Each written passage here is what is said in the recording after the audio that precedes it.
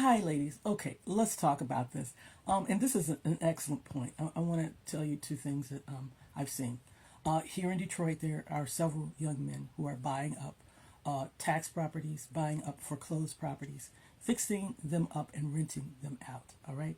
They didn't ask nobody's permission. They just start doing it. Okay, because it is a opportunity that is available. It just means you just have to take responsibility for the property, show some leadership, and they just did it. And they're doing very well because they're renting them out. Sometimes they're flipping them, selling them, and it didn't require anybody to tell them to do it. It didn't require anybody to give them permission. It didn't require anybody to hand over the reins of their business to them.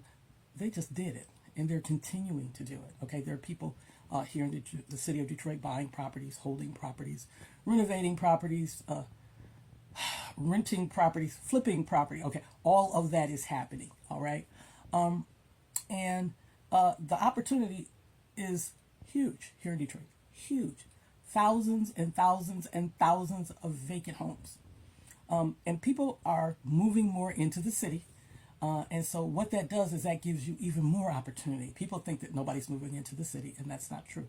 Certain areas are on the come up, and baby, there's so much money being spent, it would shock most people. All right, just driving around, if you find those little enclaves where they've put in apartment buildings, built new condos.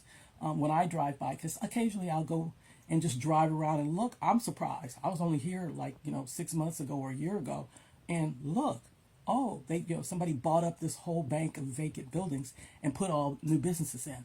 All right, and right behind those are vacant lots that people are building houses on.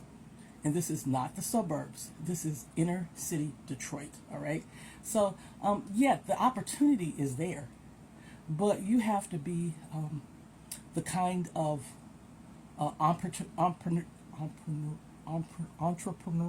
spirit. Oh my gosh, that was a mouthful. Have that spirit to make money, take charge, do your research, get some investors together, and get some stuff going. If you are waiting around for somebody to give to you, waiting for the government to fix it, that's not happening.